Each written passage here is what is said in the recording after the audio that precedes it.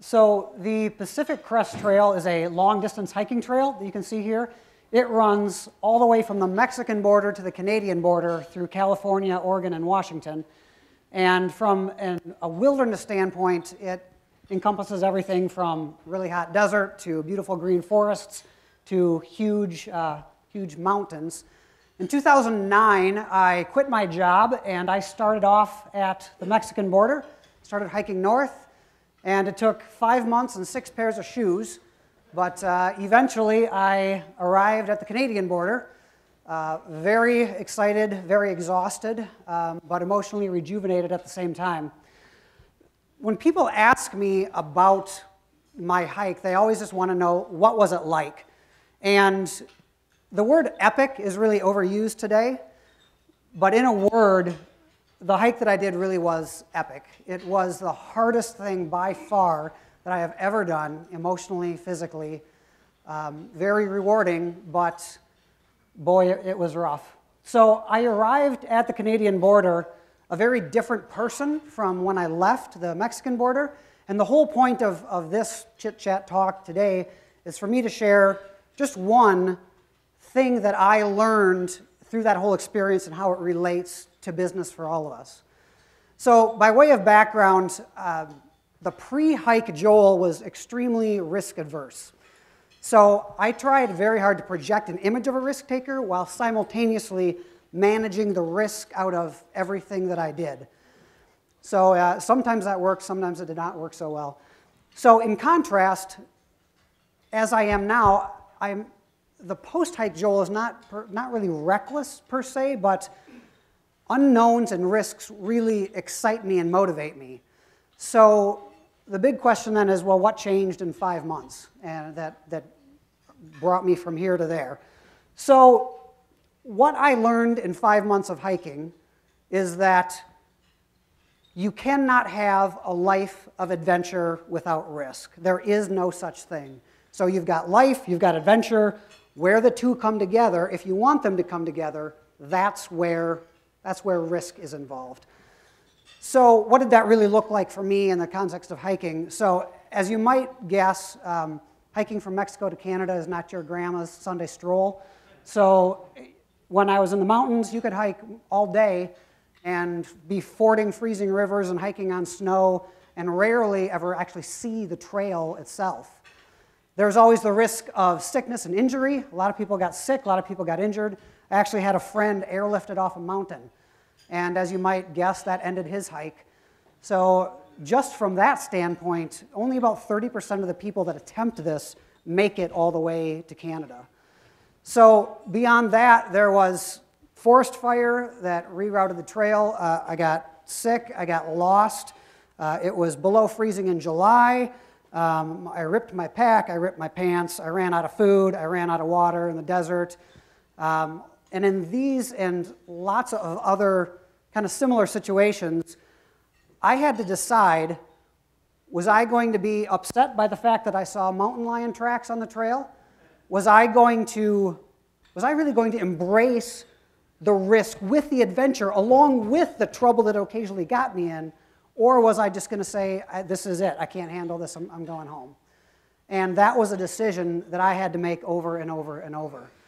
So how does this pertain to business? Because that's why we're here. So the same way you cannot have a life of adventure without risk, you cannot truly be successful in business without risk as well. And it's not just about taking risks, it's about really embracing those risks. So how does that really pertain to what we're doing here? So my business is Swanson Insight. I'm a professional EOS implementer. The big idea for me and how this relates is that there is no way that I could be doing what I'm doing professionally now had I not been through all those experiences and learned about risk and learned what that meant. So as business people, we're taking risks all the time. And the risks that we take, there's no mountain lions, nobody's being evacuated with a helicopter, but that doesn't mean that the risks that we take are any less real or any less scary or any less impactful. So, like I said, the risks that I take now are things that there's no way prior to 2009 that I would have been able to do. And that for me is really it's really a beautiful concept and a beautiful reality. As I am embarking now in what I'm doing, there's a lot of ways in which working with leadership teams to help them get from good to great, there's no way that I can manage the risk out of that. Because you're working with a leadership team, I don't know if you realized, but they're made up of people. And when a team is made up of people, they're all different. And so there's no way that I can predict, there's no way that I can manage the risk out of that. So success really ends up looking like me learning how to color outside the lines and really kind of adapt on the fly. And that's not something I would have been able to do prior to having all those experiences of learning to accept risk. As an EOS implementer, we also talk a lot about entering the danger. So working with a leadership team, it's about doing what the client needs, not what the client wants, which is what we all try to do. And oftentimes that means leading the client places that they really don't want to go. And that can be scary and risky for everybody. But as the dirty hiker me would tell the professional clean-shaven me, either you embrace those risks and everything that goes along with them, or you pack up and go home. There's really nothing else in between. Because the risks are different and not as dramatic in what we do now as business people. But if you're willing to really embrace them, and not just take the risks, but embrace them, you are in for an amazing, epic career journey. Thanks. All right, we can get the show on the road. I'll probably just hold this. So, what do you mean they're my employee? It's common for businesses to pay workers as independent contractors and treat them as such rather than pay them as employees. But you'd be surprised from a legal standpoint how likely it is that a worker will be treated as an employee. Why do businesses want to treat people as independent contractors? Well, it's cost effective. It's easy. Money. If they claim a worker as an independent contractor, the business is not paying for employment taxes, workers' compensation, health insurance, other benefits. Why pay for that stuff if you don't have to? Why would a worker want to do this? Well, they don't like the red tape. They want freedom. People don't like the red tape of having to be told when they're going to pay their taxes or having that money taken from them to pay it directly to the government. They'd rather keep that money in their pocket so they can pay it whenever they want or maybe not pay it. Construction contractors are particularly targeted in this industry because they use lots of independent contractors. I can guarantee you that those people crawling around on your roof are being paid like independent contractors, but legally they are employees. In fact, in the construction industry, you're deemed an employee unless proven otherwise. So how do we tell if they're really an employee? Well, state agencies have checklists that they go through, and you can fail a couple of the checklist items, but if you fail more than a couple, you're probably going to be told that that person is your employee. So let's go through what those items might be. Number one, do they maintain a separate business with their own office equipment and other facilities? Having a separate business is really the key to this whole analysis. If they report to your office and work in your office and use your desk and use your phone, they're probably going to fail that portion of the test. Do they use their own equipment and their own supplies? If they don't need to provide any of the items that they are needing to do their work or don't at least reimburse and pay the party that's hiring them for those things, they're probably going to also fail that test. Another one that people routinely fail is, do they have a separate tax identification number? People miss this one all the time. If the business is paying a worker on a 1099 basis, but they're making that check payable to them and the 1099 lists their own personal social security number, the odds are that if you're audited, they're going to claim that that person fails that test and is your employee. You also need to have contracts between the independent contractor and yourself for specific amounts of money, and they need to be able to control the means of performing their work. If you're telling them when to show up, what to do, how to do it, when to do it, they're going to fail that test, and there needs to be a contract that also provides for what that work is and when they're going to do it. Do they incur the main expenses related to their work, or any expenses related to their work? In keeping with the theme here, an independent contractor needs to be a separate business. If the independent contractor doesn't have any bills to pay and incurs no expenses in doing their work, they're going to fail that test. As a lawyer, I would ask, are they liable if they goof up? Can you sue them for doing a bad job? If you have an employee that does a bad job, you can fire them, but you're not going to sue them for damages or sue them for any claims, but you could sue an independent contractor for breach of contract for not performing properly. This is a big one. You can't pay them hourly. One of the most common ways to destroy your independent contractor status is to pay someone hourly. They must be paid on a commission basis, a per job basis, or a competitive bid basis. If you pay them hourly, the governing authorities who audit you will say that the employee fails that test. And all of this boils down to, is there any risk for these people?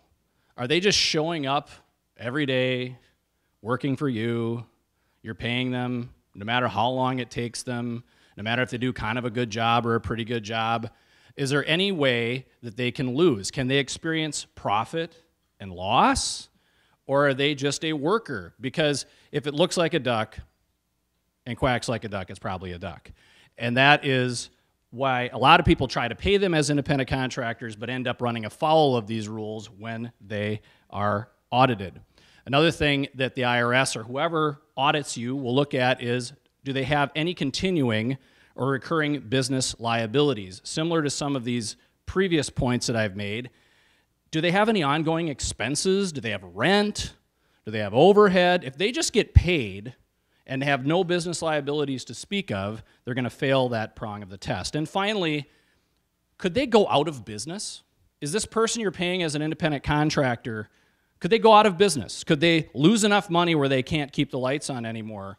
Or do they just get paid no matter what, and there's no way that they have any relation between business expenditures and their income? So what are some other reasons that you care, aside from getting audited and paying fines and employment taxes? Well, what if they get hurt? If you're treating them as an employee, great, but if you're treating them as an independent contractor and they get hurt, you probably don't have work comp insurance for them, and now you're going to have to pay that stuff out of your pocket, and you're probably going to get fined by the state for not having proper insurance, etc. So how risky is this? Well, nobody has a crystal ball or can tell the future, but I can predict that if you get audited, you're probably not going to have a bright future if you are not honoring all of these different elements that would truly qualify someone to be an independent contractor. So how do you protect yourself? Keep good business records. Use a list of factors that I've given you as a guideline for setting up the relationship with the independent contractors, and then have a written agreement with them that tries to cover all those bases. Do everything you can to make it seem like they're a separate business, even if we know they're not.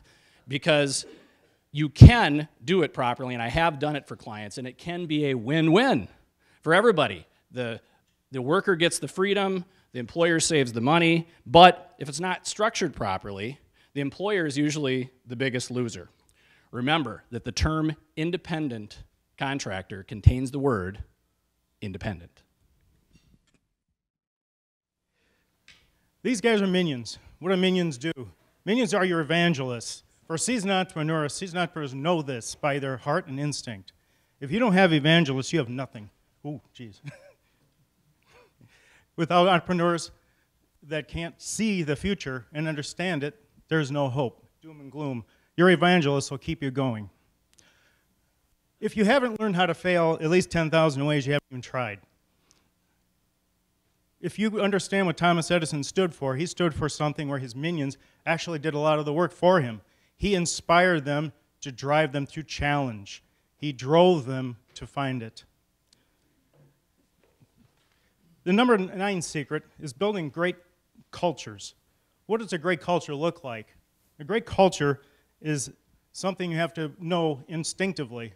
If you don't know how to build this great culture, you have no future in being an entrepreneur.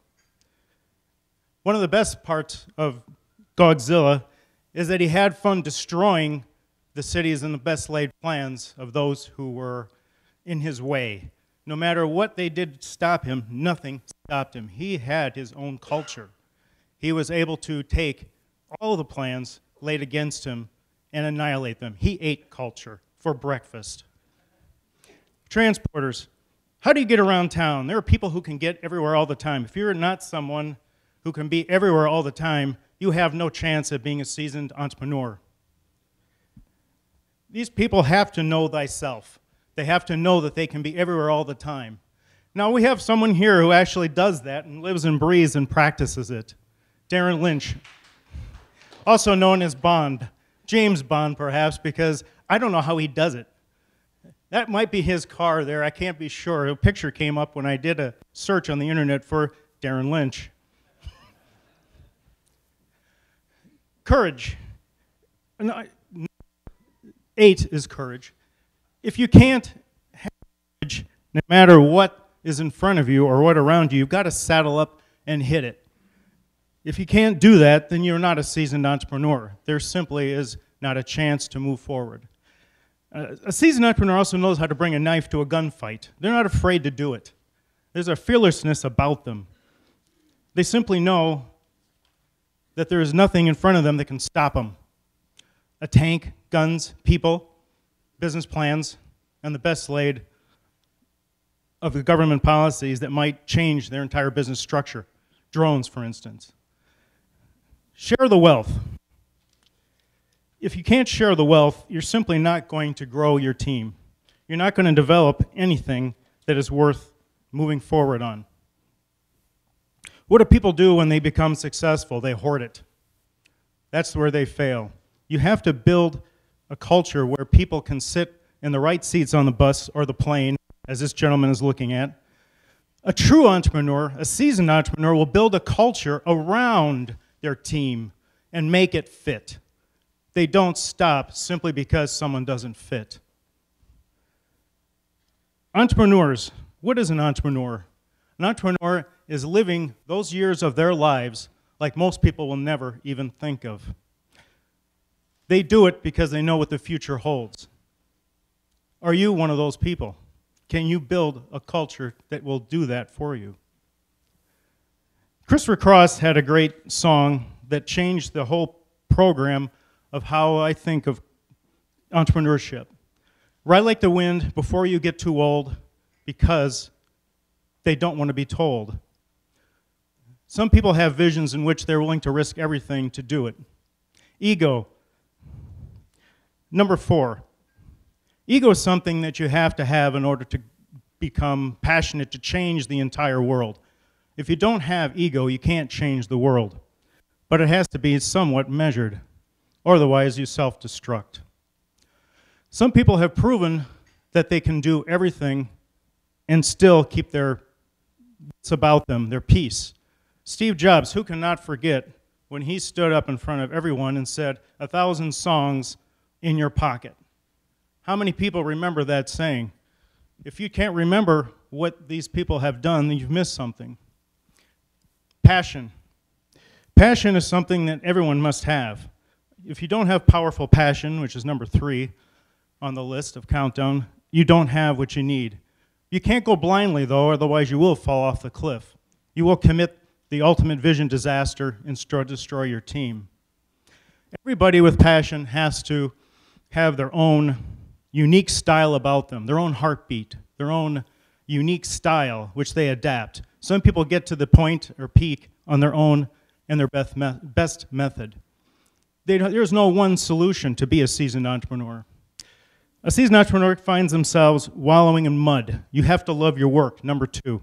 If you don't love your work and you're wallowing in this mud at 10 o'clock at night or 3 in the morning, then you've missed something. You can also drag your team into the mud if you don't find a way to inspire them. You have to keep that vision going and love it. And everyone recognizes Mr. Rowe, but he is someone that loves his work. You can't see the words, which it doesn't matter. You can see the grunk all over him. He has done so many things, and he found a new sponsor. A seasoned entrepreneur knows when to find a new sponsor. And Kenny Rogers, the gambler, number 1. A seasoned entrepreneur knows this by heart, knows these words and sleeps with them at night Every night before they turn in, they think about this, and every morning they wake up. You got to know when to hold them, know when to fold them, know when to walk away, and know when to run like hell. You never count your money while you're sitting at the table. There'll be time enough for counting the money when the dealing and the IPO is done. Thank you, and appreciate your time. Whoa. Okay, jump ahead a little bit. So, first emotion that you're going to be feeling is in the sale of your business is pride. You've come a long way. Years ago as an entrepreneur, you started down a path to make your dreams come true, build your own company from the ground up. Now you've arrived. This definitely is something to feel pride in. However, there's also going to be the feeling of some doubt. What we've seen in most business owners who are thinking about selling their business have a clear vision of what their exit strategy is going to be. The big kicker is the time. When is the right time? This emotion can be paralyzing, and it's something you'll need to work through with the help of your advisors. But eventually, you'll come to a decision, be it access to more capital, resources to grow, or a complete exit strategy for yourself. You'll decide to sell your business. While you may only get one shot at this, you want to do it right. Now's the time to rally your financial and legal team around you for this decision.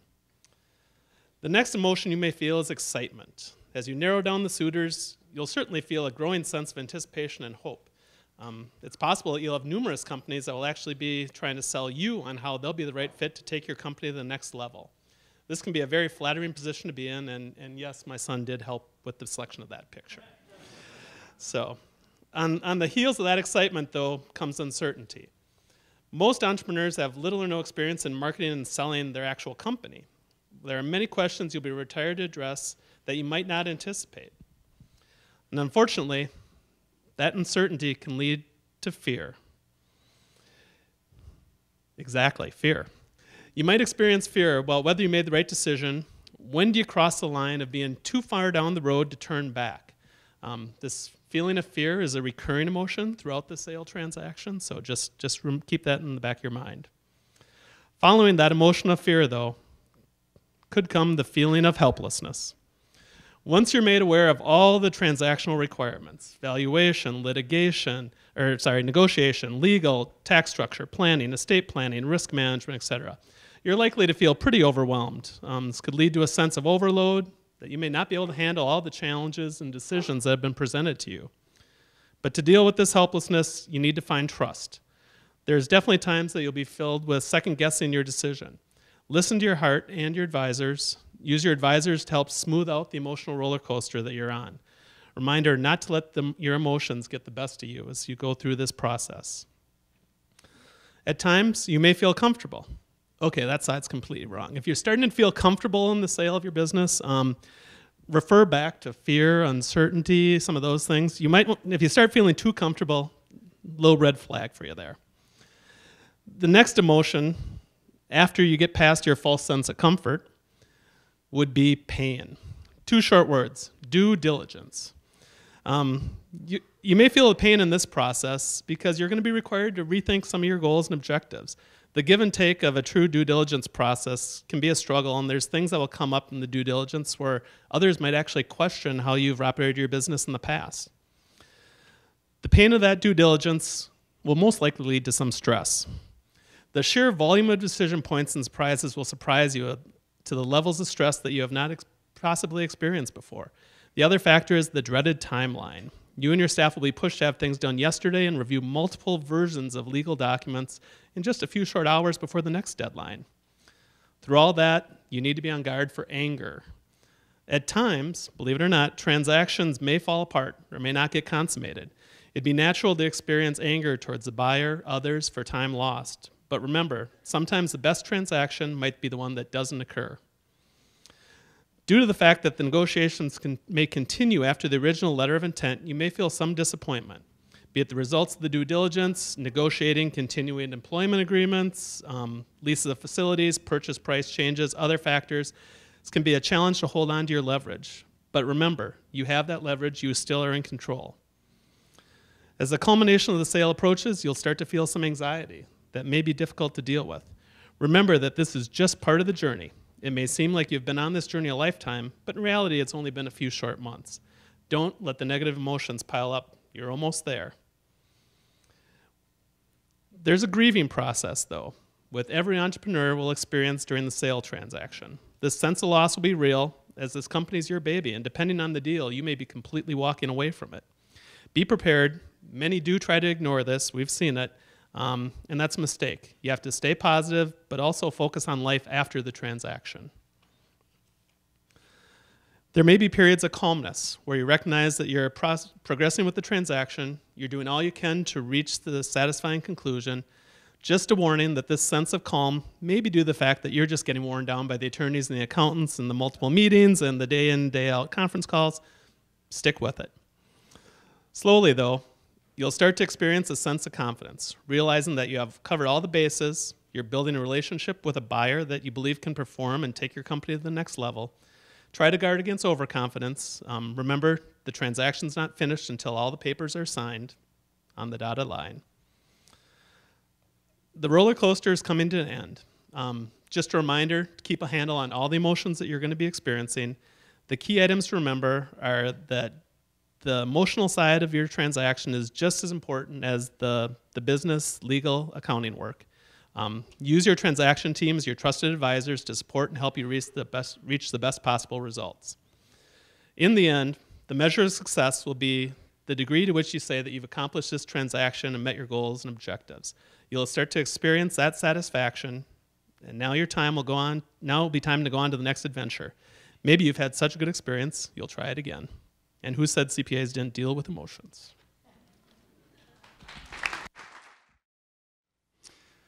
Would you pay $100 for an hour of business consulting with this dude? How about this dude? They both kind of look the same, but in a word, the difference is credibility. It's important to have credibility as a speaker, so let me build some credibility for you for what I'm about to talk about. For the first 15 years of my career, I worked for these two organizations in sales and sales leadership, and of the 14 times I was eligible for a President's Club type trip, I earned it 13 times. That doesn't make me God's gift to selling, but I was pretty good. But I'm not here to talk today about success. I'm here today to talk about failure. So let me build some credibility there too. My first marriage failed. The Lakeshore Development Company that I had, and we had 7 different developments around Minnesota and Wisconsin, collapsed in the wake of the economy. We lost our beautiful house, and my finances have been destroyed. So basically the last decade has been one full of horse crap. Speaking of horse crap, we've probably all heard a variation on the joke of the parent who comes across his son digging through a pile of manure and says, "What are you doing?" And he's like, "Dad, with this much poop here, there's got to be a pony in here somewhere." So that's what I'm here today to talk about, is how do we find the pony?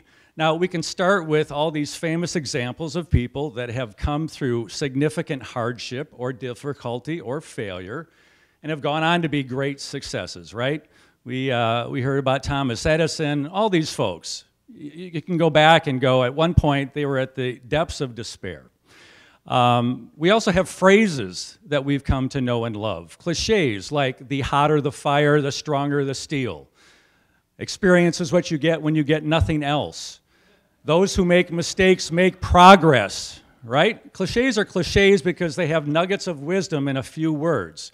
Now, for those of you who like your wisdom in more words, there's countless books that talk about the benefits of failure. In fact, if you go home and do a search on Amazon.com on the word failure, you'll get 23,010 results of books that somehow have to do with failure. Now, we can finally also turn to contemporary examples that will show up here in a second, like Elon Musk was this close to disaster with both SpaceX and Tesla. The CEO of Uber was depressed and living at home with his parents before he founded Uber. And we all know the story of J.K. Rowling, right? Now, I don't know about you, but it seems it's easier to talk about failure after you've become a consummate success. So what about those of us who are stuck in what seems like failure? I would put myself in that boat right now. I'm still in transition, looking for the next vocational adventure. And that's the rub, right? I intellectually, as do you, know that failure is good for us. Failure can be terrific for our growth. At the same time, we have hopes and dreams. Who among us wants to fail? We're vulnerable, right? So the dilemma is, how do we reconcile these two truths? Well, let me share a few quick thoughts with you on that topic. The first is that, yes, let me share a quick Chinese parable with you. There's a Chinese parable that goes, there was a peasant farmer family, right? They have one horse that they rely on for their income. One day the horse runs away, and the father goes, oh my God, my life is ruined. A few weeks later, the horse returns with 10 wild horses. It's the equivalent of winning the Powerball. The father's like, we're the luckiest family on the planet. The following week, the son is out there taming one of the wild horses, falls off and breaks both his legs. Father goes, oh my God, we're ruined. How are we going to harvest our crops? A few weeks later, the Chinese army comes through the village conscripting all the young men for war, and because he's laid up, they don't take him. And we could go on and on. The point is, it's never as good or as bad as it seems. We tend to look at life as a roller coaster. We're either on the top of the mountain or, my God, it's all terrible. And that's just not true. We also go, it's binary, right? We do everything we can to go to the right, and God help us if we go left in the fork in the road. But failure is not a dead end. Failure is not final, just like success is not final. One of my favorite sayings in life is, the shortest sound in the world is the echo of applause. Success and failure are two sides of the same coin. You can't have one without the other. So, and I forget what my next slide is. Oh, there we go. So I've come to look at life as a railroad. One rail is success, one rail is failure. If we're not seeing both, we're not looking hard enough. And how we move down the tracks is we put ourselves in a position to experience both. We need to take chances. Now, they don't have to be chances like those you're seeing on the screen, but I'm pretty sure all of those folks took smaller chances to start with, right? You have to be willing to fail. There might be a couple more pictures that are more comfortable to look at as a way to take chances. There's one here of a bird jumping off a curb, or I love this next picture. It's about exercising our weak muscle. It's about taking smaller chances, getting better at failing. So Rick is all about actionable content here at Club Entrepreneur. So let me sum up and give you 4 nuggets of actionable content. First of all, look for the pony. Second of all, it's never as good or as bad as it seems. Life is a railroad. It's all about getting ahead by both failing and succeeding. And we got to get out of the crib. I'm Kevin Swan. My email address is up there. If you'd like to reach out to me to talk about this topic some more or just to network, I'd love the opportunity to do so. And here's a final reason why I wanted to get up and talk about failure today of all things. I just want to be a real-life example that it's possible to go through a decade of shit and still be happy, still be grateful, and still know that life is good. Thank you very much. I'm ready. Let's do this. Come on. Our story began with the ring of a phone, and we all like when the phone rings because it means something new and interesting is going to happen. And on the other end of the phone was a conversation about a video that somebody had seen and somebody who really wanted a video like that. And the question to me was, can you do something like that? The answer is always yes. And the first video that we listened to, if you've seen, is RSA Animate video Drive by Daniel Pink. The video is about motivating people. How do you motivate them to do more and to be more? How do you get intrinsic and extrinsic rewards to gain the movement of people that you want to see for the end goal? The woman that was the client is Susan Weinschenk. She's a psychologist, and she had written a couple of books. One, What Makes Them Click. And her shtick was the synthesis of psychology, neuroscience, so it was accessible for business and design. So I asked her, we made this video. It was fantastic. It was successful. How do we create these whiteboard videos in such a way that they get people to click more and they motivate them to watch longer? So she sat down with me and she gave me many of her books to read and said, well, let's have a conversation. And the conversation ended with Scribology. Scribology right now is 12-ish principles Based in neuroscience and behavioral science, trying to get the most out of scribing, which is the act of telling a story or communicating ideas. And the first thing, the most important thing in telling an idea is the value of the message itself to the viewer. The first video, Drive by Daniel Pink, has been out for 4 years, and it's got almost 13 million views, the most watched whiteboard video. But the reason isn't because it's a whiteboard video, but because it's a compelling idea. The second piece is story. We need to tell stories. It's the way that we as human beings learn information. It's a part of our history, oral tellings of information from one generation to the next. We have to capture that in our video, storytelling, making connections to ideas where there weren't any. Now, the next piece. Every single one of you watched that napkin because it moved through the air, and lizard brains, which you inherited, forced you to watch that because movement was important to survival. Is it going to eat me or am I going to eat it? Can we capture a lot of movement to keep the eye watching, to grab attention? The second thing that we want to do is we want to surprise. We want to give, in the watching of a drawing, the viewer is anticipating what that drawing is going to become. They watch the first few lines and they think they know where that line is going to continue. I'm falling behind. Voice. The human voice is the second oldest form of communication. 11% of what we learn happens through our ears. Only 11%. But it's important to hear people in narration and back to the oral history. But more important is visual learning. 80-some% of what we learn happens through our eyes. The oldest form of communication through drawings on cave walls, maybe a little older, is the flapping of arms and telling people to come this way or go that way. But visuals, being able to tie those two things together, boosts retention of information to 65%.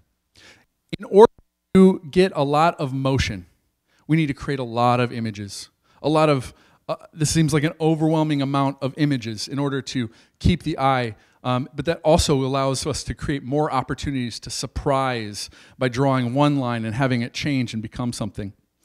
In order to support the syncing of voice and video together, we need to pair imagery with the words, and they need to come together hand in hand and be in sync as many times as possible.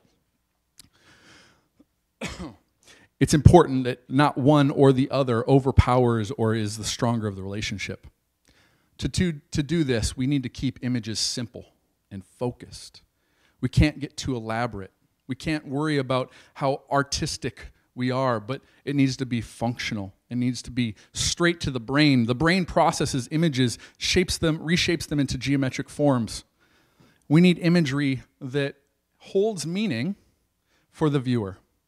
Right now, some of you are thinking, I could use a good coffee right now. The warmth and the experience that comes with it.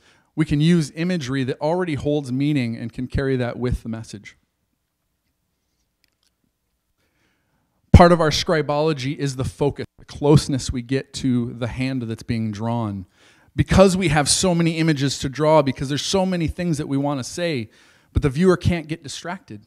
We need to hone them in and focus them in like a needle on the subject matter, exactly where we want them. And we do things by hand. We have a hand in there. There's a part of our brain that's focused, or that's just about recognizing the human face. When we go to a website and we see people on it, we immediately go to where they're at.